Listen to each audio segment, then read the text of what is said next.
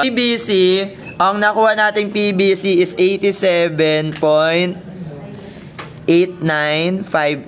kips. Ang area niya ay 4.5 inches squared. So, magkano yung stress ng BC? 19 point.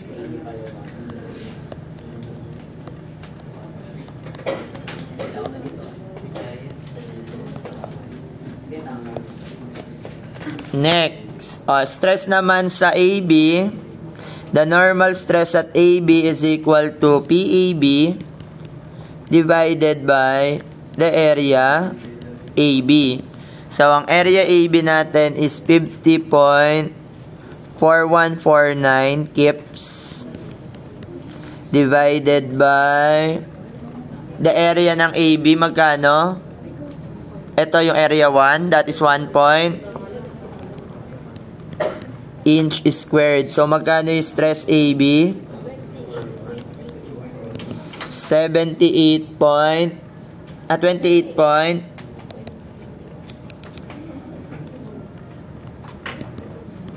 KSI. Okay? Next. Deformation in each axial stress.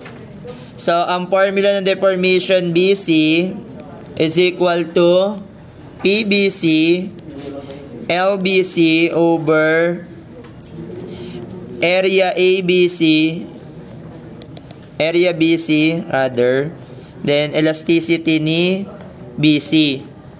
So, actually, pwede nyo na gamitin dito yung na-solve nyo na stress, no? Or, pwede naman ilagay nyo na lang din para sure kayo.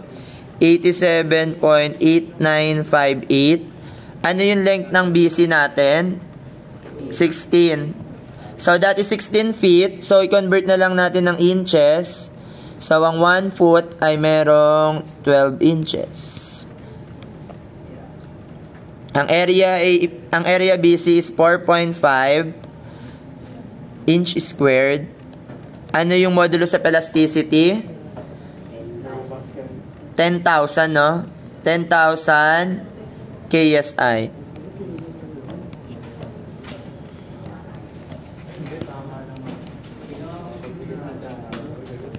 So, magkano si elongation BC?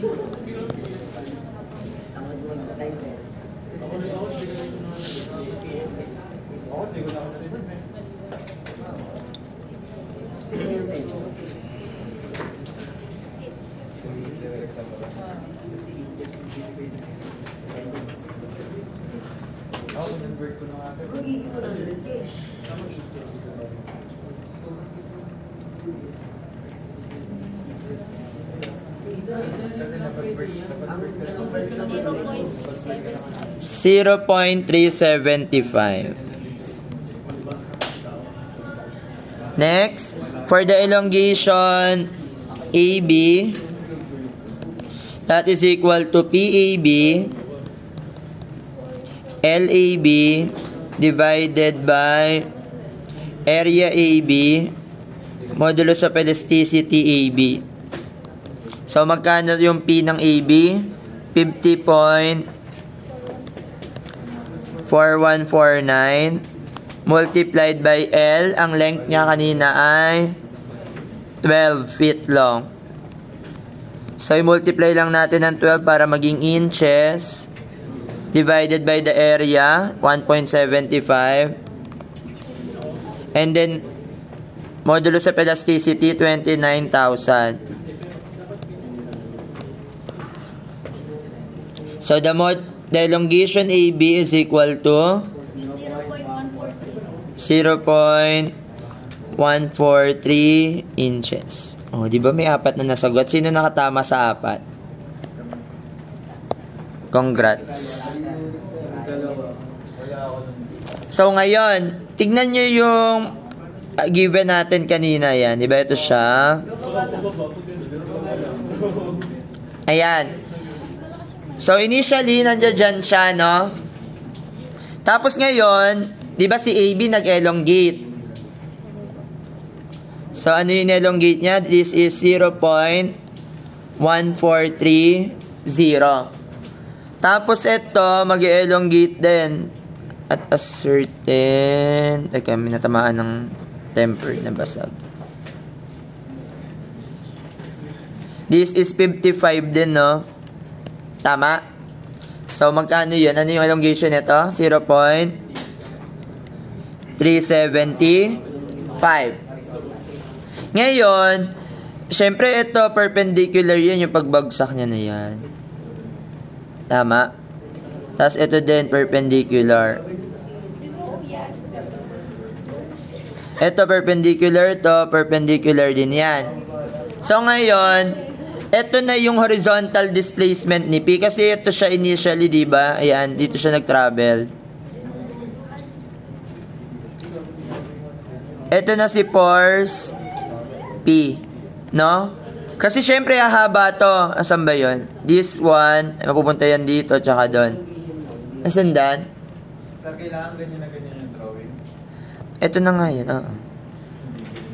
So, ito, this is the vertical displacement ng Y. And then, ang horizontal displacement niya is this one. Therefore, ang horizontal displacement niya is 0.1430 inches. So, kung ano yung elongation mo dun sa AB, yun na yung horizontal displacement. Ito, paano natin makukuha ngayon to? So, ngayon, ito, this is, etong part na to. Paano natin makukuha tong vertical displacement? Alam ba natin yung angle nito? Hindi. Ito, ano yung angle kaya nito? So, what if mag-drawing ako ng line dito na parallel dito sa, ayan, parallel dyan sa line na green.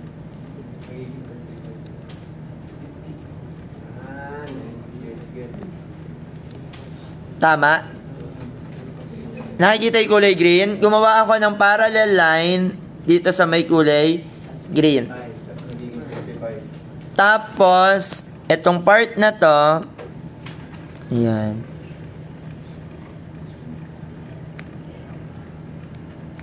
Tama? So, ito, ano kaya yung distance niya na to? Ayan. O, diba kung 55 to, diba ito parallel yan? 55, ito parallel yan. Dito, yan, parallel. Tama? Tapos, kinat natin. Ibig sabihin kung 55 to, ito, 55 din. This is 5.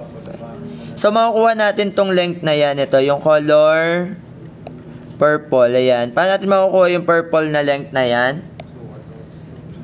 So, cosine.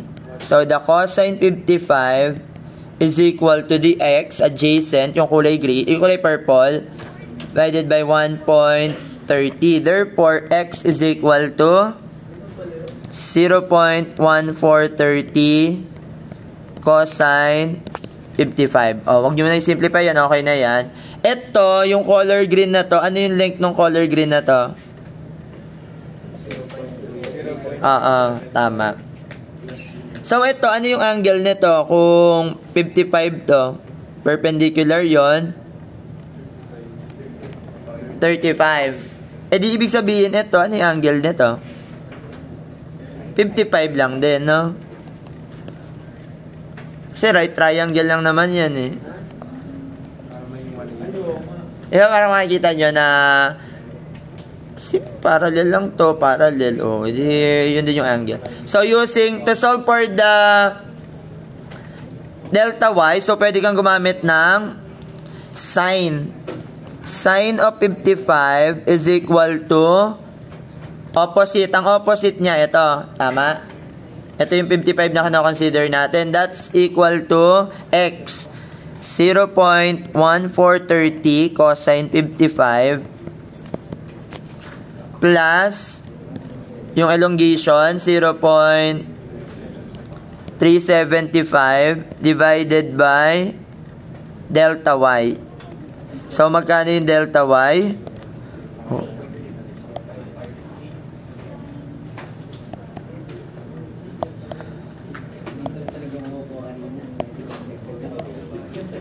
So, magkano yung delta y?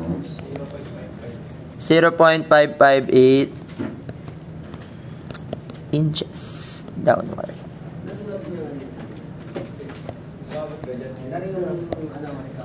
So, sabi sa inyo, yun lang naman yung mahirap yan.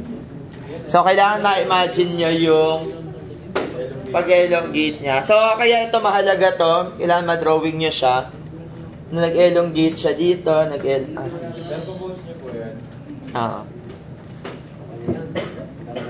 Okay na yan. Ito sana nakuha nyo to yung apat na yun. Tapos mali, no? Tapos mali yung information.